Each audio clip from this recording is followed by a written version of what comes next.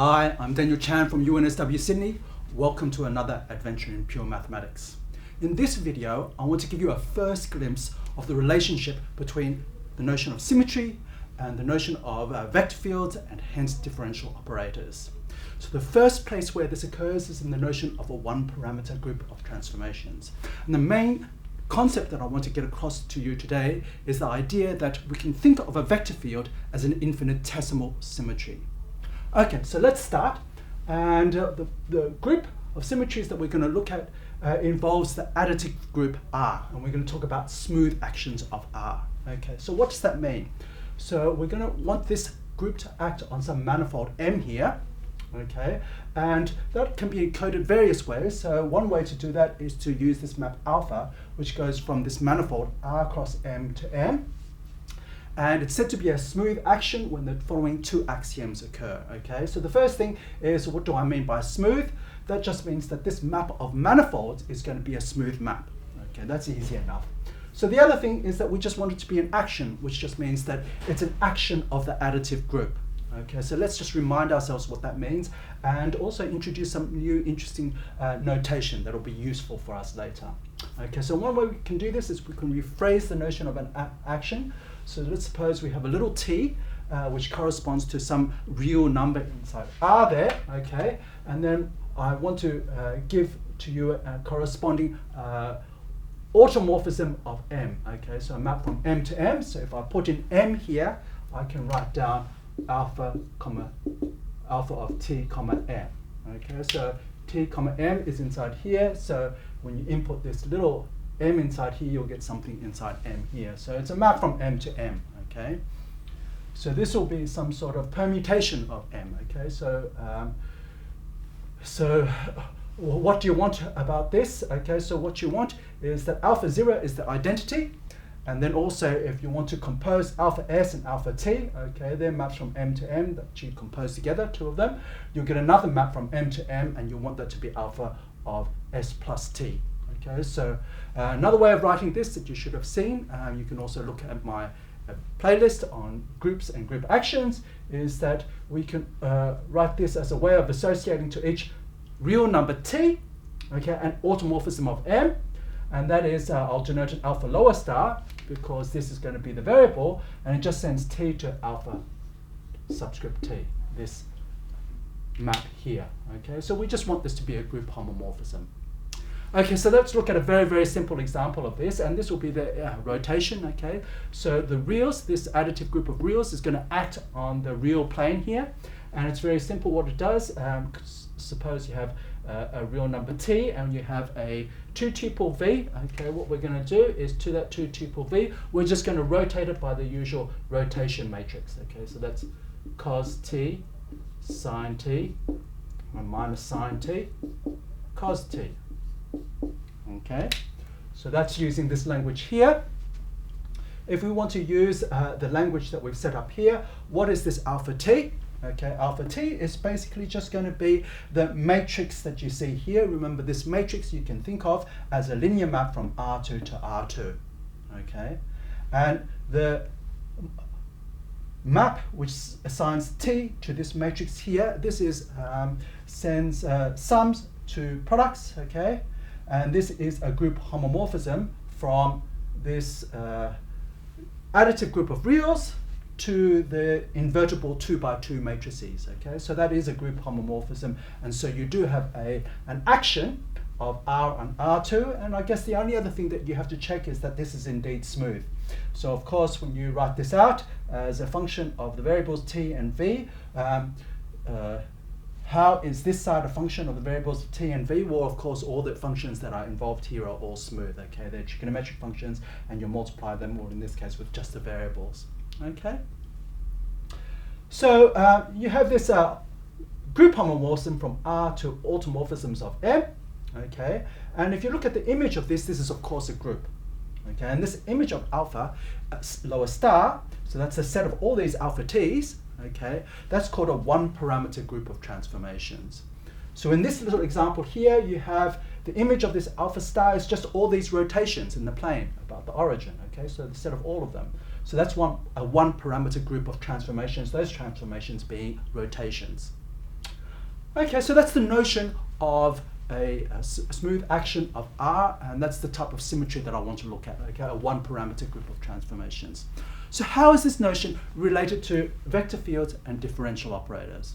So I want to go through the induced differential operator that we get from this setup here, okay, so that's rather interesting. Okay, so for a differential operator, we just want to differentiate functions. Okay, so let's start with a function which is smooth on this manifold.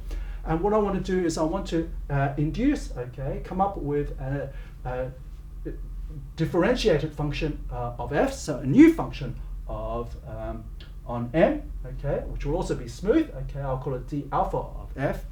Okay, so I want some sort of derivative notion that comes out of this setup. Okay, so how do I do that? Okay, so I want to say what is this function at every point inside my manifold. So this little m, of course, is inside big M. So what I can do is, firstly, I'm going to apply the group action, okay? Okay, so this is, now I've introduced a new variable here, t. I can look at alpha t of m, so this is some element of the manifold, okay, some point on the manifold. And then I can evaluate f there to get some number. Okay, and this I can do for every value of t. So this is now just some function of t. As a function of t, I can now differentiate it. Okay, so that becomes now a new function of t, and now I can evaluate that derivative when t equals 0. And that will give you a number, and that's the value of this differentiated function of f at that m. Okay, so just to go through again, what we do is with this m, we're going to apply this one parameter group of transformations for all t. Okay, so this is now a function of t. Okay, we evaluate all these points, okay, at f at all these points. Okay, so this is now some real value function of t. That's all it is. This f of alpha t of m. We differentiate that with respect to t and evaluate at 0. Okay, great.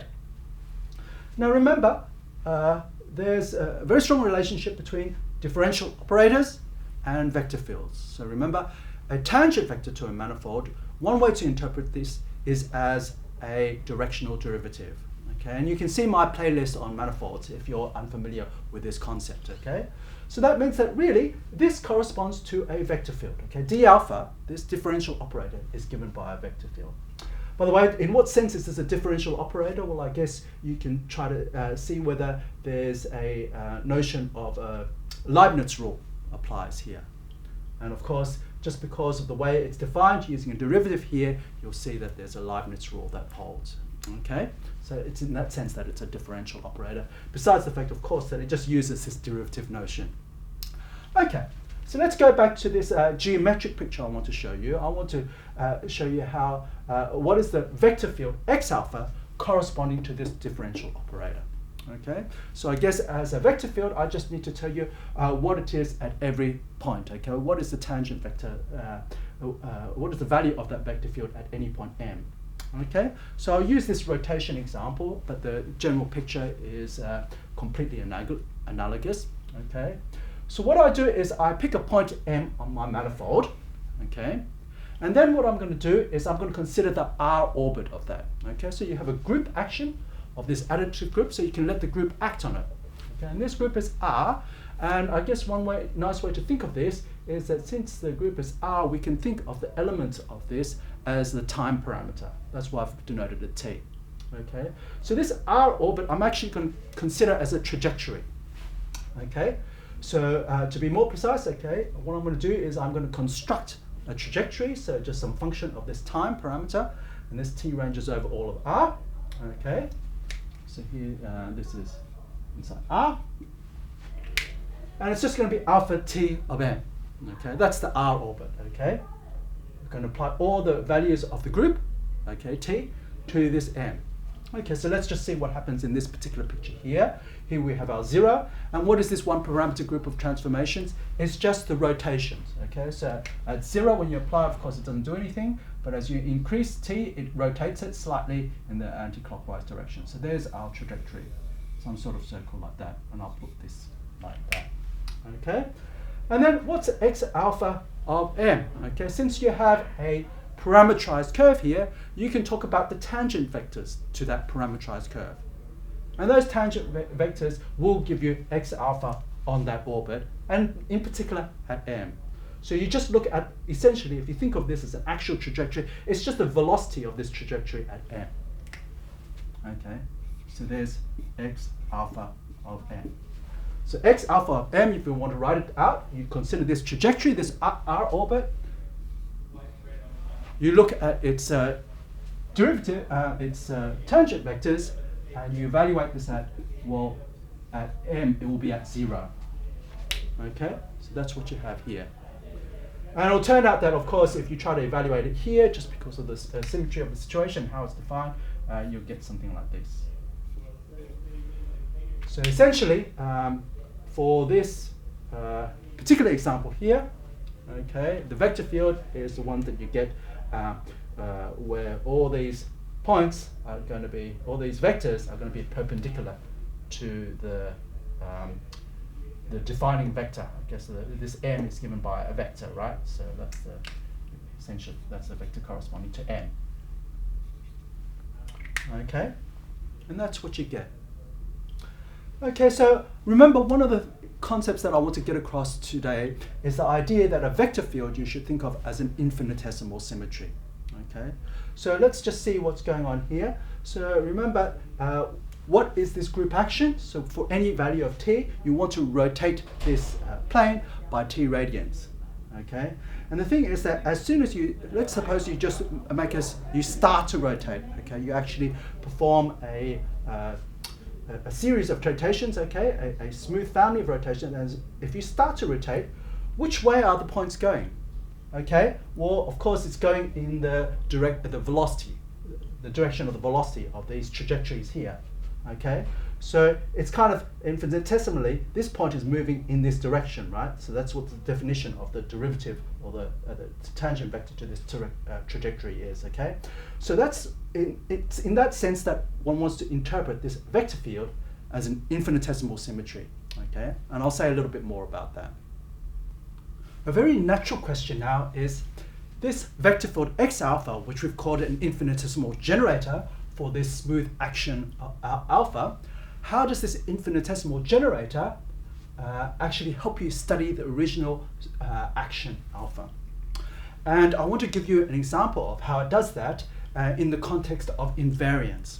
Okay, so just to remind you what this notion involves, I want to just go back into the very simple discrete case where we look at a cyclic group, okay, G, and let's suppose the generator for that is given by this element sigma. Okay, so what is one way that knowing the generator allows you to study the whole of this group G here, the cyclic group G here. Okay, so for example, we can look at a group action of G on some set M. And then if we have such a group action, we can talk about the invariance of G in M. Okay, so there are all the elements inside this such that the group element fix that element. So G dot M equals M. Okay, so the action of G on that M is trivial. Okay, it doesn't move that point around. Okay, so of course to check all of these, if G actually happens to be the cyclic group generated by sigma, you just have to check that this set of invariants, to check that it's fixed by all of these elements, you just have to check that it's fixed by sigma, the generator. In other words, this set of invariants is the same as the invariant of just that generator sigma. Okay, and what I want to show in this proposition definition here is that you have a similar type of thing in this case here. When you have a smooth action of this additive group R, okay, if you want to look at the notion of invariance that I'm going to talk about here, okay, to check invariance, you just have to check using this infinitesimal generator in the following way. Okay, so let's see what the action is. Okay, so we've got the R action on M, and in fact, once you have this R action, it also acts on the functions on M, the smooth functions on M, if you like, as well. Okay, so suppose you have this F. Okay, how do you act on that? So what I can do is that with this F, I can pre-compose with alpha t. What does that do? So alpha t is a map, remember, an automorphism from M to M, and then when you apply the f, you go from m to r. So you get a new function from m to r. And since this alpha, remember this is a smooth action, this alpha t is going to be smooth for each t. Okay, so for each real number t, okay, this will be smooth, alpha t. So this is going to be a smooth function. So you get a new function f composed with alpha t. Okay, and this will also give you an action of t on this f. Okay, and we're going to say that this function f, this smooth function f, is invariant if this f composed with alpha t is equal to f for every single real number t. Okay, so we have a definition for R invariance, and I want to say that there's a way of checking this just using the infinitesimal generator x alpha, or equivalently using the differential operator d alpha. Okay, and that criterion for checking using the differential operator is just that the d alpha of f is equal to 0. Okay, that's rather nice, okay? So to check this global invariance, I just need to check on this infinitesimal generator. Okay, so let's see why this is true. I won't go through the complete proof, but most of it will be there. So what we're going to do is we're going to look at alpha tm. Okay, we'll fix this little m, an element of this manifold, and we're going to vary the t. So this is a function of t here, and this is basically a moving point. It's a trajectory, right? This is the trajectory of m. Okay, we think of that r orbit of m, but we think of it as a trajectory. Okay. So for this is for each t. Okay, so now we can apply look at d alpha of f. So this is some function. Okay, and what was the definition of this? Okay, so we defined this at a particular m. So when t equals 0, we defined it by, well, we just look at f alpha t of m. We take the derivative, and we evaluate that derivative at t equals 0.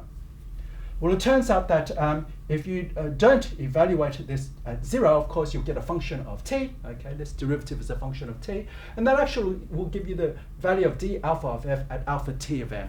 Okay, that's something that is a little exercise, and it actually uses the fact that this is a group action. Okay, so importantly, it uses the fact that what is alpha s composed with alpha t? It's alpha s plus t. Okay, but I'll let you check through this. So essentially, if you want to know what is the value of this differentiated function d alpha f on this whole orbit, you just look at this derivative here. Okay, so now you know that this d alpha of f is equal to 0. Okay, so this d alpha f is equal to 0. And when does that occur? Okay, so that occurs, that means that this here has to be a 0. Okay, this thing is here, so this is 0, and this is function of t. Okay, so f alpha tm, okay, as a function of t is constant. So f alpha tm is constant with respect to t. So in particular, the value at f at some value of t, so alpha composed with alpha t, it's constant with respect to t, so I could have picked this t to be equal to 0. F composed with alpha 0. And what was alpha 0? Alpha 0 was just the identity, and when you compose with that, of course, you just get out f. Okay, so here you see that this is just f composed with alpha t. We finally see that this is equal to f. Okay, so basically, along this trajectory, it's not changing. Okay, the derivative is constant. It's not changing along this trajectory, so it stays constant. Okay, so the value of f is constant. Doesn't matter how you move around with this group action.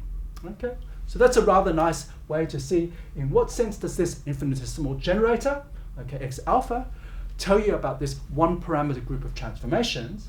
Okay, and it's completely analogous to this situation here, and in fact this is how often you use this infinitesimal generator. Okay, so we showed that if we have a smooth R action, okay, you get this infinitesimal generator, this vector field, and this associated differential operator. And it's natural to ask, well, what about the converse, okay? If you're given a vector field, do vector fields give smooth R actions? And the answer here is nice, okay, and it's almost, okay? It's not true, but it's almost true, and it's actually useful to know in what sense it's almost true, okay? And of course, it will also be interesting to find the cases where it actually is true, okay? So that's something that you want to look at. But the first point is that at least it's almost true. Okay, so let's see how that works. And the way we're going to do this is we're going to reverse the procedure from going from a smooth R action, okay, to a vector field. So remember how that works, okay? You have a smooth R action, Okay, so you have these R orbits, okay, and you think of them as trajectories.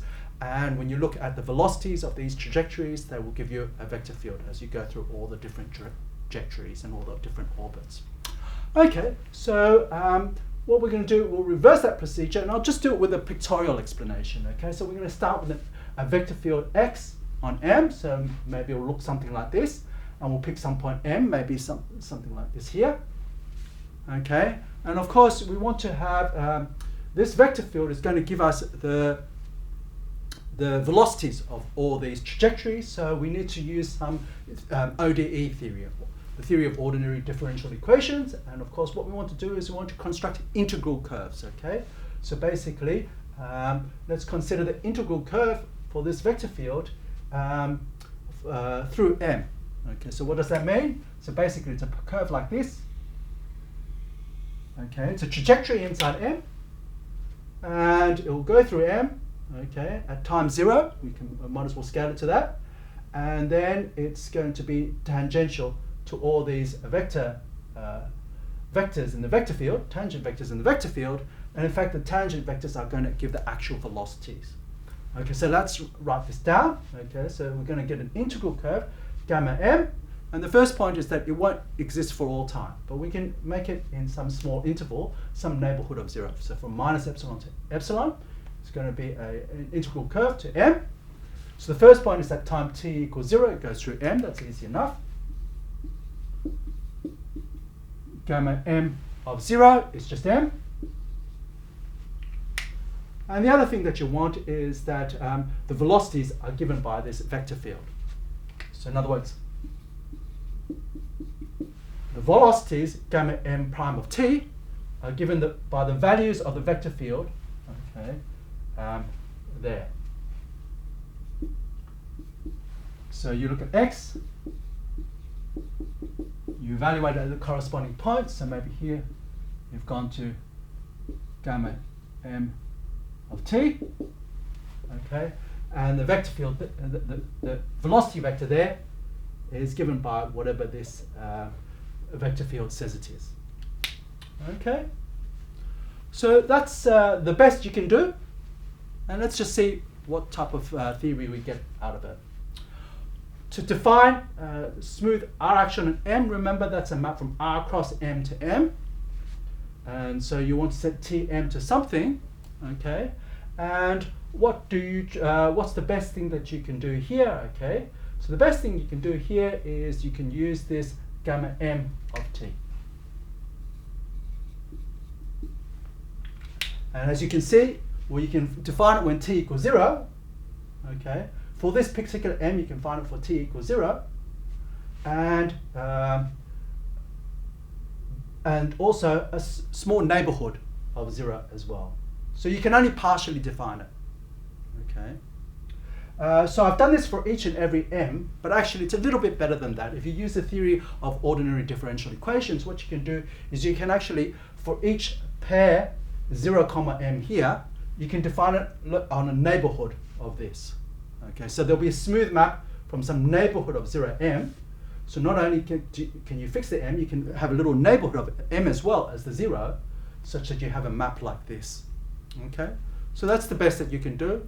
And maybe one thing that we can do is just have a little look at why this is the case. So if you're not so familiar with your theory of ordinary differential equations, just look at a simple example here. Okay, so let's suppose m here is just a negative real number line. So here's the 0, and we're just looking at this part of it. And we're going to use constant vector field, which is just traveling in the positive direction with constant velocity 1. Now, of course, if you have a trajectory like that, you're just moving along steadily in this direction, like that. And of course, you can't go for infinite time because, well, the manifold ends at 0. Okay, so at some time you have to stop. And where you have to stop depends on how close you are to this 0. Okay, so that's the other thing. The size of this epsilon may also depend on the m. So the largest possible epsilon may depend on what this m is. Okay, so in this case here, the closest you get to 0, the smaller epsilon has to be. Okay, so that's something that's a little bit unfortunate, but it tells you that, well, you can define it a little bit of this alpha, not the whole of alpha. Okay, okay, but you can define it a little bit, and given any particular point, okay, you can define it in a neighborhood of that point. Okay, so let's just see what else we can salvage. So firstly, it's defined when t equals 0, so alpha 0 is defined, and as you can see here, what's the definition at t equals 0? Okay, you look at gamma m of 0, gamma m of 0 is m.